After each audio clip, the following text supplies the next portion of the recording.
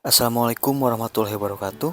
Selamat datang kembali di channel YouTube saya. Bersama saya Andri Helmi. Pada kesempatan kali ini kita akan membahas masih seputar statistika inferensia mengenai uji beda atau uji hipotesis rata-rata min 2 sampel. Di sesi sebelumnya kita sudah mendiskusikan mengenai uji beda atau uji hipotesis rata-rata 1 sampel. Untuk sekarang kita bahas mengenai rata-rata 2 sampel. Seperti yang disampaikan sebelumnya, untuk uji 1 sampel yang sudah kita bahas kemarin menggunakan uji Z dan uji T. Untuk kesempatan sekarang kita bahas mengenai uji beda parametrik dengan 2 sampel. Ini saya buat kotak. Untuk 2 sampel sendiri nanti kita bahas mengenai 2 sampel dependen atau berpasangan dan 2 sampel independen dengan uji Z dan uji T masih berlaku sebagai pengujian hipotesis. Sebagai definisi, uji beda rata-rata 2 sampel terdiri dari yang pertama dependen atau berpasangan, yang kedua independen atau bebas. Sebagai ilustrasi di sini ada 2 variabel objek A dan B. Kelas A dan B ini menjadi objek penelitian di mana masing-masing kelas, baik kelas A dan kelas B, untuk sampel penelitiannya berbeda. Meskipun misalnya sama-sama nomor absen 1, 2, dan seterusnya, ini 1, 2, dan seterusnya, karena berbeda kelas, otomatis objeknya pun berbeda. Ilustrasi kedua, ini sama-sama di kelas A, dengan kelas A sendiri melaksanakan pelatihan, tes sebelum pelatihan, dan tes sesudah pelatihan, di mana baik nomor absen 1, 2, dan seterusnya, sesudah pelatihan nomor 1, 2, dan seterusnya, ini adalah objek orang yang sama. Sehingga dua perlakuan ini, di mana kelas untuk A dan B di contoh pertama, objeknya berbeda. Sementara di contoh ilustrasi kedua, objeknya sama, hanya sebelum pelatihan dan tes sesudah pelatihan.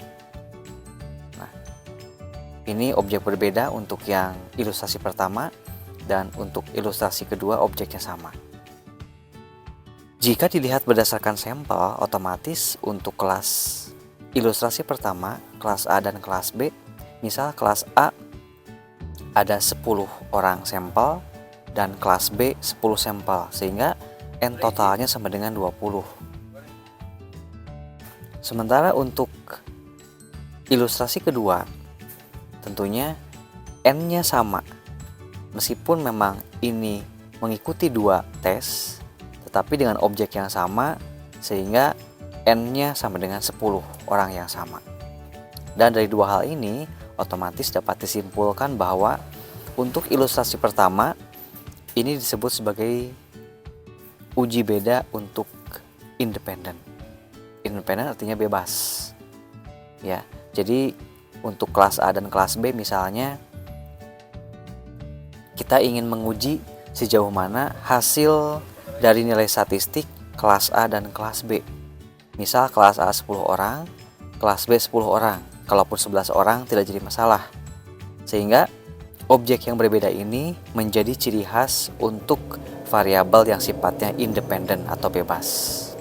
Sementara untuk ilustrasi kedua, tes yang dilaksanakan sebelum dan sesudah dengan orang yang sama, artinya objeknya sama, sehingga disebut sebagai variabel dependen atau berpasangan.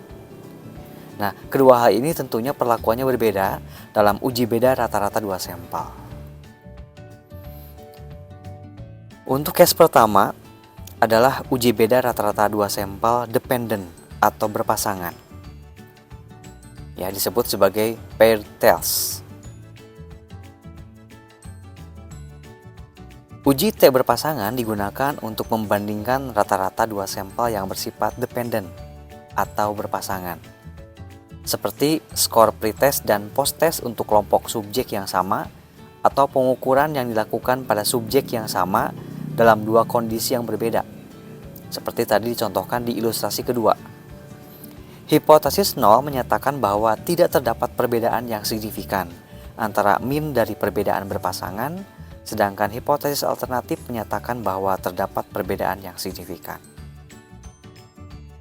Dibutuhkan untuk mencek perbedaan yang bermakna antara dua nilai rata-rata ketika sampel tersebut tidak independen. Contohnya, bagaimana kondisi sebelum dan sesudah perlakuan, kondisi beda perlakuan, dan dengan atau tanpa perlakuan. Definisi uji beda rata-rata dua sampel berpasangan ini digunakan untuk menguji perbandingan antara dua sampel yang memiliki sifat berpasangan. Analisis melibatkan dua pengukuran pada subjek yang sama terhadap suatu pengaruh atau perlakuan tertentu. Pengukuran pertama dilakukan sebelum diberi perlakuan tertentu dan pengukuran kedua dilakukan sesudahnya. Contohnya tadi di ilustrasi kedua, bagaimana hasil tes dari ujian statistik sebelum dilakukan pengajaran dan sesudah dilakukan pengajaran atau pelatihan. Dengan tentunya sampelnya sama, objeknya sama. Uji sampel berpasangan banyak digunakan dalam penelitian eksperimen, baik eksperimen sosial ataupun eksperimen di ujian di laboratorium. Dasar pemikirannya sederhana, apabila suatu perlakuan tidak memberi pengaruh, maka perbedaan rata-rata adalah 0. Artinya, jika perlakuan sebelumnya nilainya A dan sesudahnya masih nilainya A, otomatis di sini tidak memberikan dampak atau pengaruh. Sementara, meskipun ada perbedaan positif atau negatif di antara kedua perlakuan sebelum dan sesudah, meskipun hanya negatif atau positif, selisihnya 1, itu tentunya memberikan dampak untuk perubahan dalam suatu kondisi. Pada uji ini, data yang digunakan harus bertipe numerik dan berdistribusi normal. Karena uji beda rata-rata dua sampel berpasangan ini masih bagian dari statistik parametrik, di mana syarat utamanya adalah data harus berdistribusi normal dan skala ukurnya menggunakan numerik, baik skala interval ataupun skala rasio. Ilustrasinya untuk uji beda dependen atau paired atau berpasangan ini, kita bisa melihat perlakuan di mana objek yang sama diukur melalui pelatihan, baik pelatihan sebelum pretest atau sesudah tes, atau bahkan mungkin diukur lagi untuk ketiga kalinya. Dan kalau lebih dari 2 kali perlakuan, yaitu sudah dipastikan lebih dari 2 sampel. Nah, ini adalah ilustrasi uji beda dependen atau berpasangan. Contoh lain misalnya perbedaan pengetahuan mahasiswa sebelum dan sesudah mengikuti pelatihan tentang pasar modal. Kita bisa membandingkan nilai antara sebelum mahasiswa diberikan pelatihan pasar modal dengan sesudah diberikan literasi pasar modal. Langkah-langkah pengujian, ada 6 langkah yang harus dilaksanakan untuk pengujian hipotesis ini, seperti halnya di uji hipotesis satu sampel. Yang pertama, kita tentukan dulu hipotesis penelitiannya dan juga hipotesis statistiknya. Untuk yang sifatnya uji satu pihak ke kiri, ya ciri khasnya kita lihat H1-nya. Kemudian untuk yang kedua, pihak ke kanan, dan ini adalah untuk uji two tail atau uji dua pihak.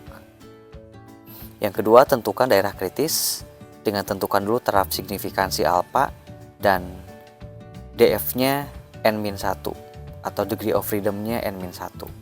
Yang ketiga, statistik uji, yaitu menggunakan perhitungan rumus tak hitung, ya, sama dengan D bar dikurangi D0 dibagi S dibagi akar N, di mana untuk menghitung D bar ini adalah dengan cara sigma DI dibagi N, dan untuk mencari standar deviasi dengan cara S kuadrat sama dengan N sigma DI kuadrat dikurangi DI dikuadratkan dibagi N dikali N-1. Dan untuk istilahnya, DI ini adalah selisih dua perlakuan atau dua variabel. D0 adalah asumsi selisih dari μ1 dikurangi μ2 yang dihipotesiskan.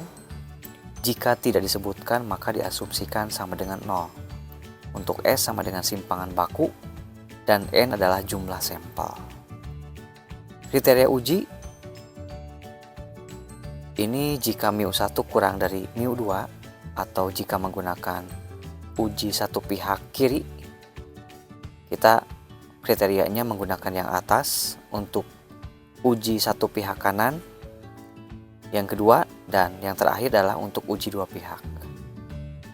Yang kelima keputusan, dan yang keenam adalah kesimpulan.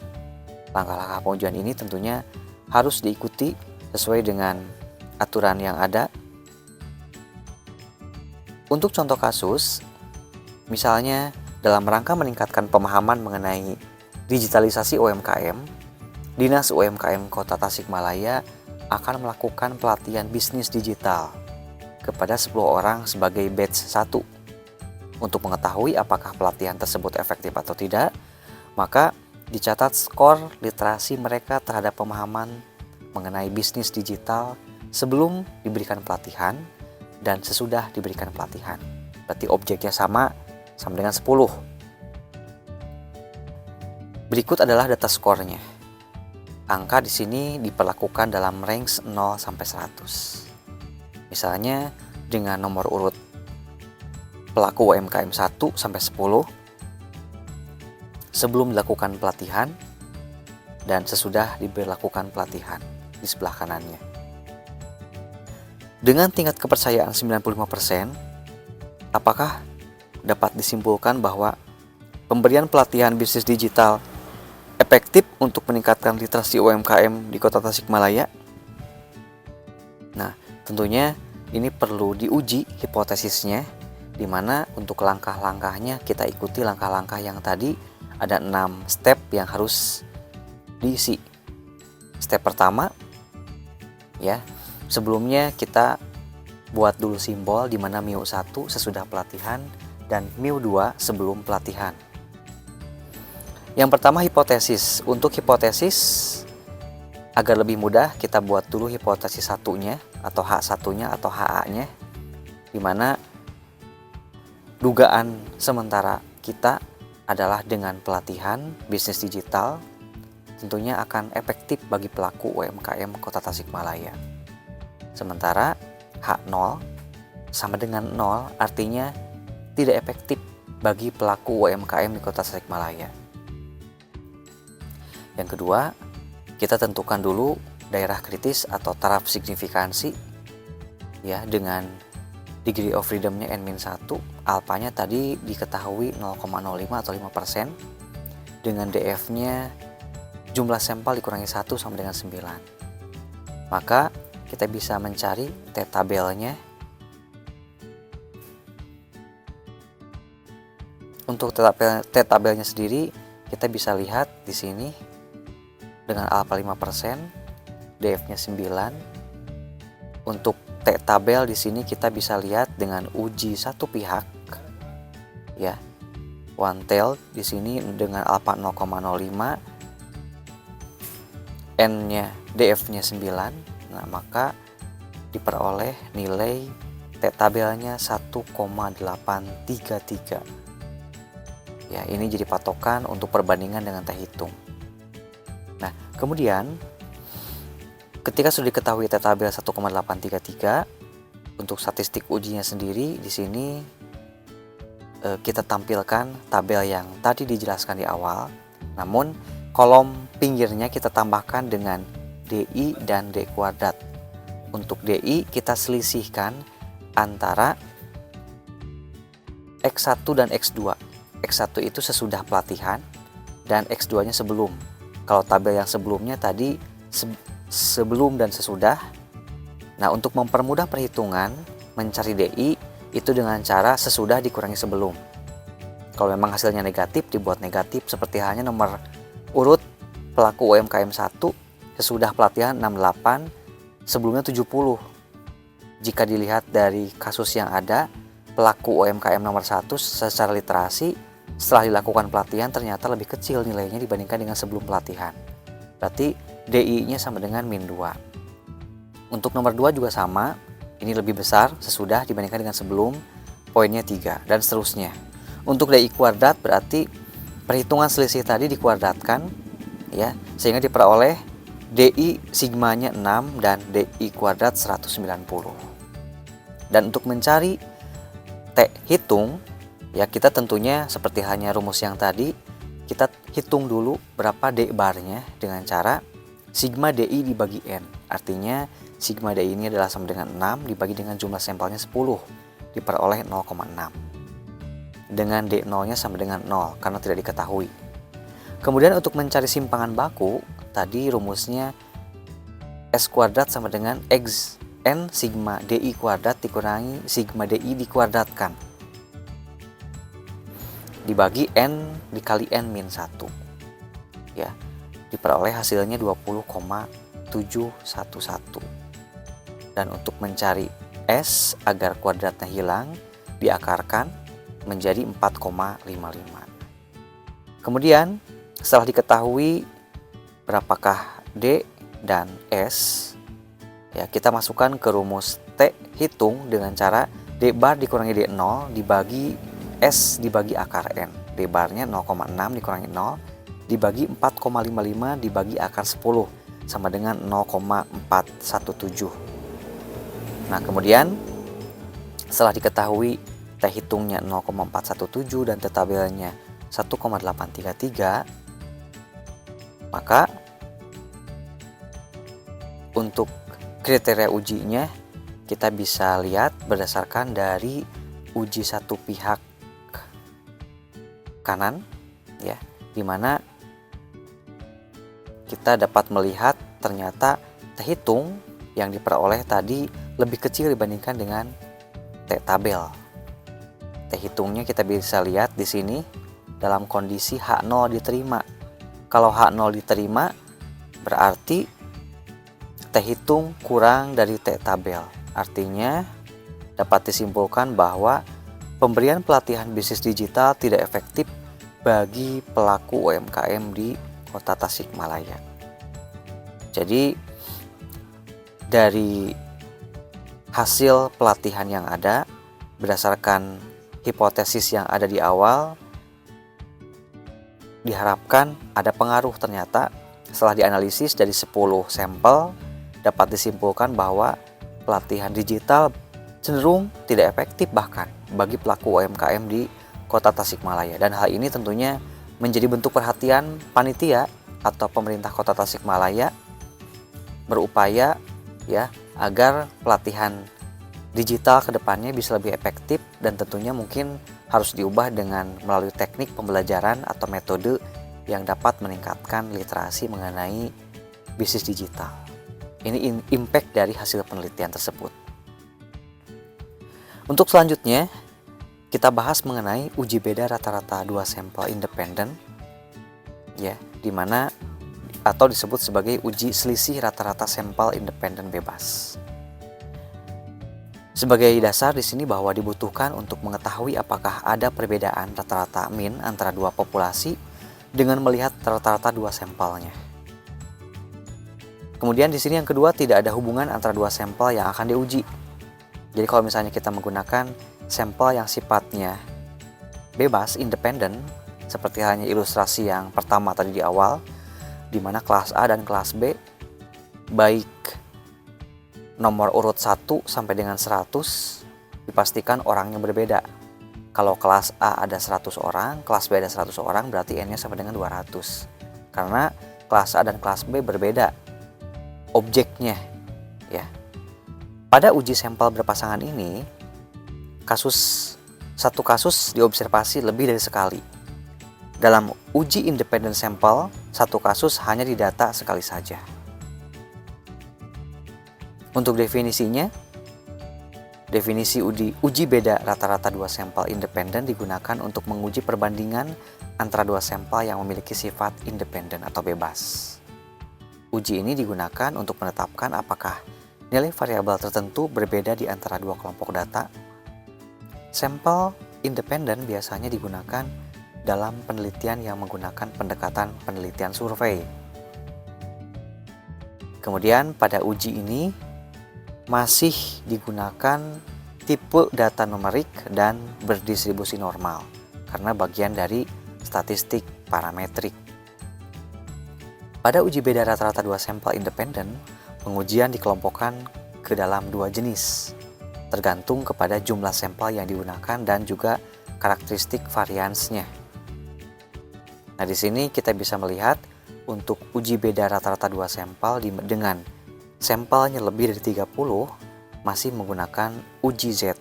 Sementara untuk yang N-nya kurang dari 30 dengan mana sigma 1 sama dengan sigma lainnya menggunakan uji T, untuk berbeda sigma masih menggunakan uji T. Untuk studi kasus, uji beda rata-rata dua sampel independen dengan jumlah sampelnya lebih dari 30 dan sigmanya diketahui. Langkah-langkah pengujiannya sama dengan yang tadi. Kita tentukan dulu hipotesisnya, tentukan daerah kritisnya, tentukan statistik uji. Dengan rumusnya kita hitung dengan menggunakan Z hitung, X bar 1 dikurangi X bar 2 dikurangi D0 dibagi akar dari sigma 1 kuadrat dibagi N ditambah sigma 2 kuadrat dibagi N2. Untuk keterangannya seperti ini. Kemudian langkah keempat, kriteria uji. Kemudian ini sama ya, untuk yang atas ini one tailed. Untuk yang ini adalah two tailed atau uji dua pihak, dua arah. Dan yang kelima keputusan dan keenam adalah kesimpulan. Contoh kasus misalnya, suatu penelitian dilakukan untuk membandingkan partisipasi politik di dua provinsi, yaitu Provinsi A dan Provinsi B. Untuk menguji hal tersebut, diambil sampel sebanyak 50 kabupaten kota dari masing-masing Provinsi A dan Provinsi B. Untuk Provinsi A dari 50 kabupaten kota diperoleh rata-rata partisipasi sebanyak 86% dengan standar deviasi 6%. Sementara pada Provinsi B untuk partisipasi rata-ratanya 77% dengan standar deviasinya 5%. Ujilah hipotesis bahwa rata-rata partisipasi politik Provinsi A lebih tinggi daripada partisipasi politik Provinsi B. Gunakan taraf signifikansi 5%. Jadi dari kasus ini sudah jelas diketahui sampel Provinsi A dan Provinsi B berbeda, sehingga dinyatakan ini adalah dua sampel independen atau tidak berpasangan.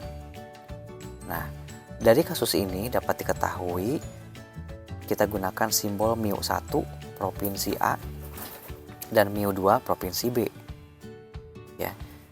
Kemudian untuk mencari X bar 1 tadi untuk rata-ratanya sendiri partisipasinya 86%, sigma 1-nya sama dengan 6%. Maka sigma 1 kuadrat sama dengan 36%.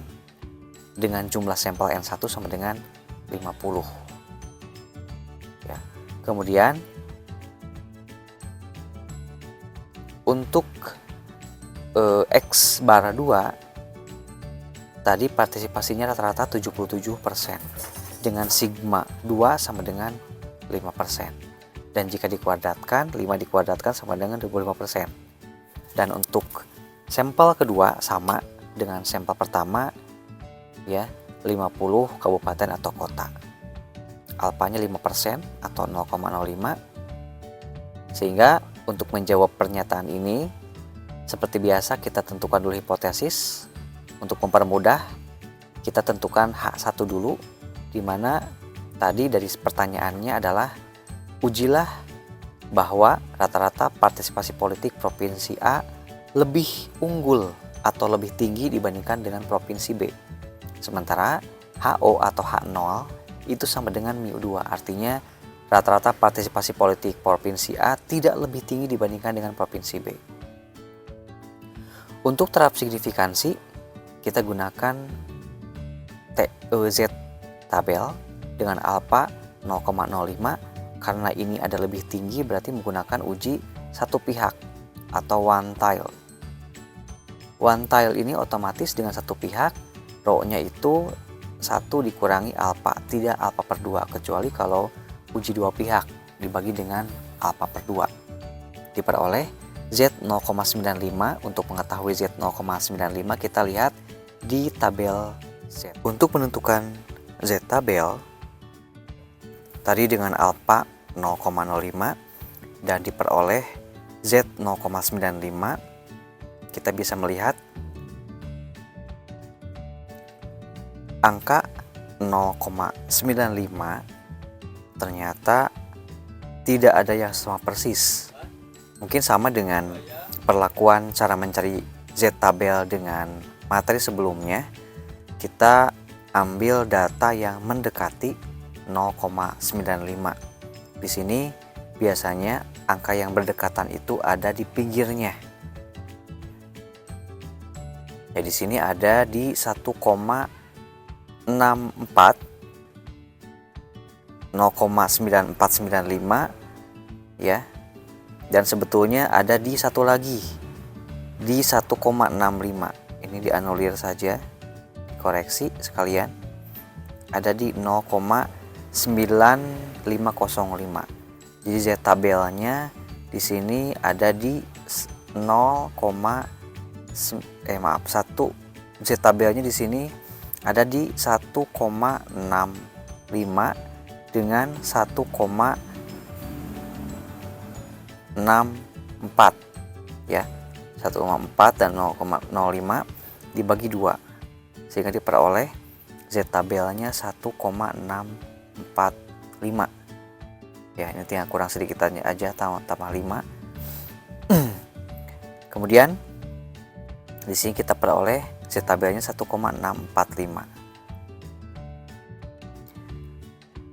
Setelah kita mengetahui Z tabel, kita hitung Z hitungnya dengan rumus yang tadi, X bar dikurangi X bar 2 ya, dikurangi D0, dimana tadi diperoleh X bar 1 86, X bar 2 77 dibagi akar sigma 1 kuadrat 36, kemudian dibagi N1 sama tadi jumlah N nya 50, dan untuk provinsi kedua juga N nya 50 dengan sigma 2 kuadrat 25.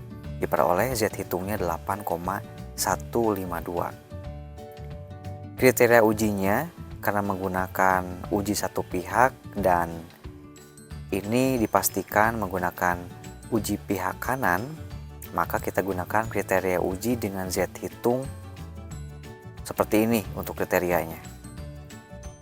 Kita bandingkan antara Z hitung dengan Z tabel.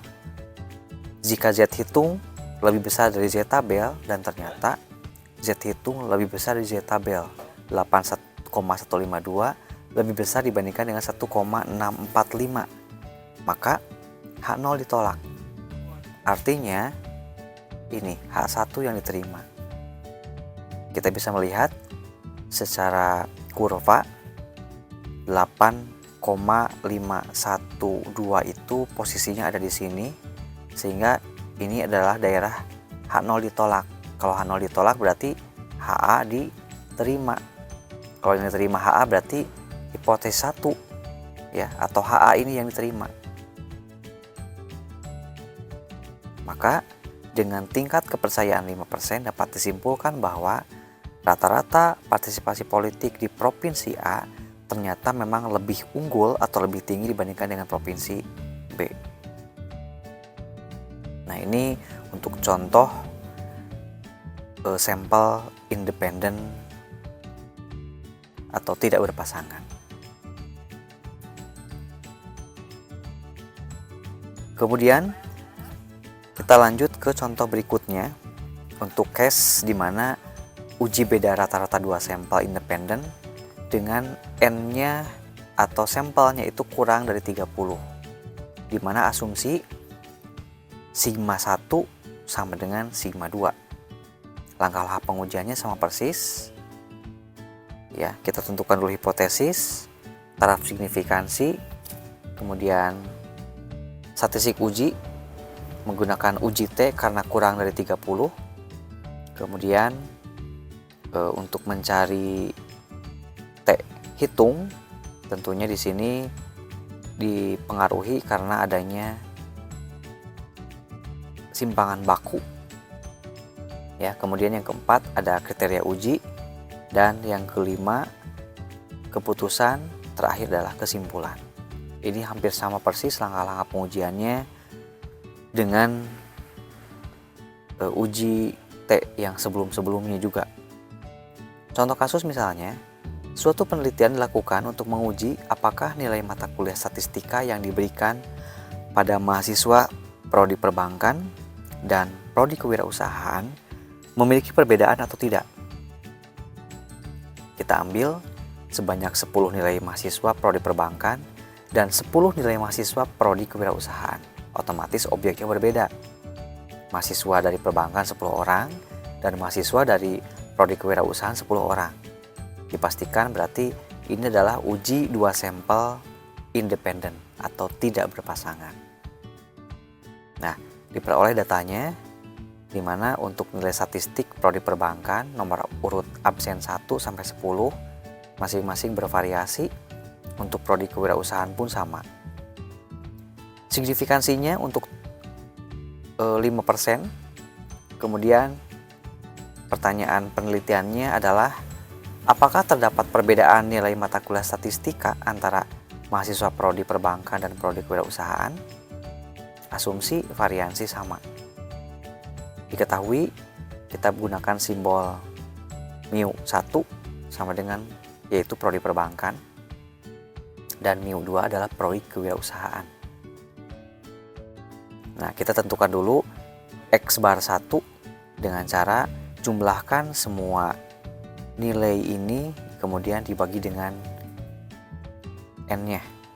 Ya, diperoleh X bar 1 sama dengan 72,1, dan untuk yang prodi kewirausahaan ya ini sama dengan 66,5. Ini prodi kewirausahaan yang kedua ya. Kemudian untuk menghitung standar deviasi ya dengan rumus yang tadi disampaikan di awal, sigma xi dikurangi x bar kuadrat dibagi n dikurangi 1. Ya, ini dengan cara masing-masing nilai yang ada di masing-masing prodi dikurangi dengan rata-ratanya x barnya ya. Kemudian dibagi dengan n-1. Diperoleh standar deviasinya 135,211. Nah, agar kuadratnya hilang maka diakarkan menjadi 11,63. Ini adalah untuk yang prodi perbankan. Ya, sementara untuk yang prodi kewirausahaan simpangan bakunya sama perhitungan dengan yang tadi, diakarkan menjadi 11,93. D0-nya sama dengan 0. Yang pertama kita uji dulu hipotesisnya, di mana untuk menguji hipotesis seperti halnya yang tadi agar lebih mudah dalam interpretasi, kita tentukan dulu di mana secara pertanyaan penelitian tadi bahwa apakah terdapat perbedaan antara rata-rata nilai mahasiswa prodi perbankan dan kewirausahaan. Nah, karena memang tidak sama dengan, artinya ada perbedaan. Ya, sebaliknya untuk yang HO atau H0 ini karena sama dengan 0 berarti tidak ada perbedaan. Artinya sama dengan 0. Karena di sini tadi pertanyaannya tidak ada tendensi mana yang lebih baik atau lebih buruk, berarti menggunakan two-tailed. Untuk hipotesisnya dua arah. Kemudian yang kedua, tentukan taraf signifikansi alfa untuk mendapatkan T-tabel, yaitu dengan cara degree of freedom, di mana N1 jumlah sampel 1 dan jumlah sampel 2 dijumlahkan dikurangi 2. alfanya, karena ini dua pihak, ya dua arah, maka alfanya dibagi 2 menjadi 0,025. Kemudian untuk DF-nya 10 orang di kelas perbankan dengan 10 orang di kelas kewirausahaan dikurangi 2 sama dengan 18. Maka setelah kita tahu informasi mengenai alfa dan DF, kita bisa melihat berapa nilai T tabelnya. Ya, kita bisa melihat bagaimana cara mencari T tabel dengan alfa 0,025 karena udah jadi dua pihak ya, sehingga alfa 0,05 ini bagi 2 menjadi 0,025. DF-nya 18. Nah, kita bisa lihat dengan uji satu pihak atau uji dua pihak atau two-tailed yang bawah. Di sini 0,025 kita lihat dengan DF-nya 18 diperoleh angka 2,552. Ya, 2,552. Kita kembali ke perhitungan yang tadi, berarti T tabelnya 2,552. Untuk menentukan statistik uji, ya, kita hitung dulu berapakah T hitungnya. T hitung ini akan bisa dihitung dengan cara kita harus tahu dulu berapakah standar deviasinya dulu. Kita hitung untuk menentukan standar deviasi dengan cara sampel pertama dikurangi 1 dikali S1 kuadrat ditambah N2 dikurangi 1 dikali S2 kuadrat dibagi dengan N1 tambah N2 dikurangi 2. Ini kita tinggal masukkan aja angka-angka sesuai dengan yang sudah kita cari sebelumnya, diperoleh 138,745. Kemudian untuk mencari S atau simpangan baku yang tidak dikuadratkan sehingga kuadratnya hilang, maka ini diakarkan menjadi 11,779 nilainya. Nah, setelah kita tahu berapa nilai S-nya ya, 11,779, maka kita hitung menggunakan rumus T hitung dan diperoleh angka 1,064 dengan T tabelnya 2,552. Mungkin dari sini juga bisa kelihatan bahwa ternyata T hitung lebih kecil dibandingkan dengan T tabel. Kita gunakan ya. Di sini kriteria ujinya menggunakan uji two-tailed atau dua pihak. Karena positif nilainya, berarti kita gunakan kriteria yang ini. T hitung jika lebih kecil dari T tabel maka HO diterima dan H1 ditolak. Nah, kita bisa melihat dari angka yang tadi dapat dibandingkan ternyata T hitung lebih kecil dari T tabel sehingga HO diterima. Kalau HO diterima, kita bisa melihat di sini bahwa ini adalah daerah yang diterimanya. Artinya kalau HO diterima, kebalikannya dari ada pengaruh, artinya ya dapat disimpulkan bahwa pada alfa 5% tidak ada perbedaan nilai rata-rata mahasiswa di prodi perbankan dan prodi kewirausahaan. Jadi dapat berimplikasi atau dapat dijelaskan artinya bahwa pada alfa 5% baik prodi perbankan ataupun kewirausahaan untuk nilai statistik tidak ada bedanya. Ya, meskipun beda prodi, ya nilainya identik sama. Itu yang dapat dijelaskan dari case yang kedua ini. Oke, berikutnya untuk uji beda rata-rata 2 sampel independen dengan jumlah sampelnya kurang dari 30, di mana asumsi dari sigma sampel 1 dan sampel 2-nya berbeda. Langkah pengujiannya sama, kita tentukan dulu hipotesisnya, tentukan dulu taraf signifikansi alfanya, dan karena kurang dari 30 masih menggunakan T hitung. Ya, untuk mengetahui degree of freedom dari langkah ini, ya dengan cara perhitungan yang ini Anda bisa lihat rumusnya. Kemudian yang ketiga, hitung statistik uji ya dengan cara X bar dikurangi X bar 2 dikurangi D0 dibagi akar dari S1 kuadrat dibagi N1 tambah S2 kuadrat dibagi N2. Nah, ini untuk penjelasan dari simbolnya. Yang keempat, kita tentukan kriteria ujinya. Ya, kriteria uji sama dengan yang tadi. Ya, ini yang atas menggunakan uji satu pihak dan yang ini menggunakan uji dua pihak. Ya, ini one tile, ini two tile. Kemudian yang kelima keputusan dan yang keenam adalah kesimpulan. Contoh kasus misalnya suatu penelitian dilakukan untuk menguji apakah nilai mata kuliah statistika yang diberikan pada mahasiswa prodi perbankan dan prodi administrasi bisnis memiliki perbedaan atau tidak. Diambil sampel sebanyak 10 nilai mahasiswa prodi perbankan dan 10 nilai mahasiswa prodi administrasi bisnis. Datanya sebagai berikut. Sama persis dengan yang tadi, ya. Kita gunakan penilaian dengan 10 orang sampel di dua prodi yang berbeda. Taraf signifikansinya sama, 5%. Lakukan pengujian apakah terdapat perbedaan nilai mata kuliah statistik antara mahasiswa prodi yang satu dengan prodi yang lain.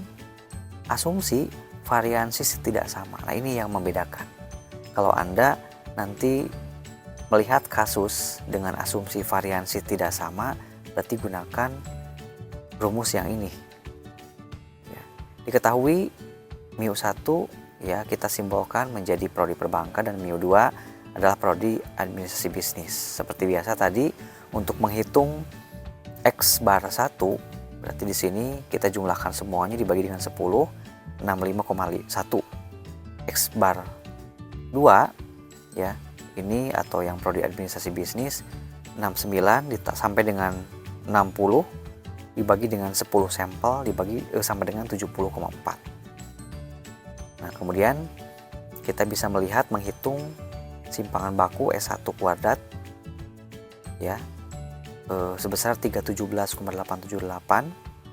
jadi diperoleh simpangan pertamanya 17,83. Sementara untuk simpangan yang kedua diperoleh 8,82. Untuk D0 sama dengan 0. Untuk menjawab case yang ini, kita seperti biasa tentukan dulu hipotesisnya. Hipotesisnya berarti di sini ada perbedaan nilai rata-rata mahasiswa prodi perbankan dan administrasi bisnis. Dan untuk yang H0-nya tidak ada perbedaan. Ya, kita lihat aja untuk H1 rata-rata biasanya menggunakan tidak sama dengan, berarti ada perbedaan. Sama dengan berarti ini identik sama dengan 0, artinya tidak ada perbedaan. Ya. Yang kedua, tentukan taraf signifikansi alfa untuk mendapatkan T-tabel. Ya, ini karena masih menggunakan uji dua pihak atau two tail, ya, maka alfanya dibagi 2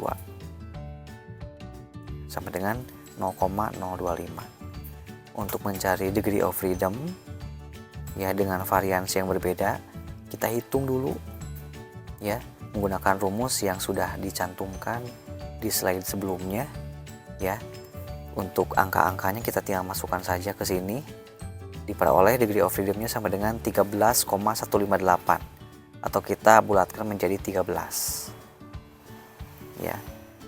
T-tabelnya kita bisa melihat dengan alfa 0,025 menggunakan uji dua pihak, DF-nya 13, diperoleh T-tabelnya 2,650. Untuk statistik uji menggunakan rumus yang ada di slide sebelumnya dengan cara T ya sama dengan X1 bar dikurangi X bar kedua dikurangi D0 dibagi akar S1 kuadrat dibagi N1 tambah S2 kuadrat dibagi N2.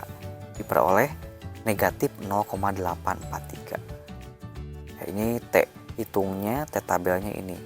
Karena negatif otomatis ya kita gunakan untuk kriteria dalam hipotesis statistiknya yang ada simbol negatifnya. Oke, kriteria ujinya ya. Karena ada negatifnya tadi kita gunakan untuk hipotesis statistik yang ini T hitung kurang dari min T tabel H0 ditolak, dan H1 diterima. Ya, yang kedua sebaliknya. Keputusannya yang keempat, ya tadi diperoleh T hitungnya negatif 0,483 dan T tabelnya ini karena simbolnya negatif berarti harus dibuat tanda negatif juga di sini.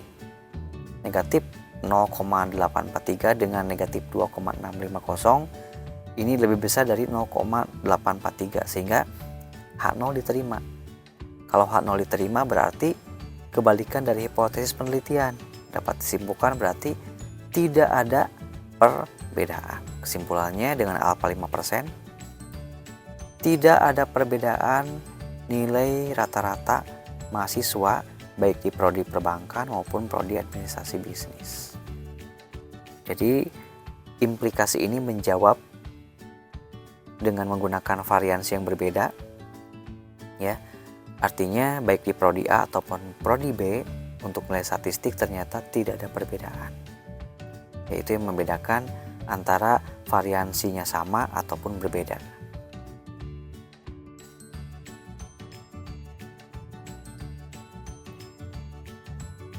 Nah, ini untuk perhitungan T tabel yang tadi mungkin belum ditampilkan. Kita bisa melihat, mengecek ternyata untuk DF13 alfanya 0,025 diperoleh T tabelnya 2,650. Anda bisa lihat di slide sebelumnya yang tadi sudah kita bahas.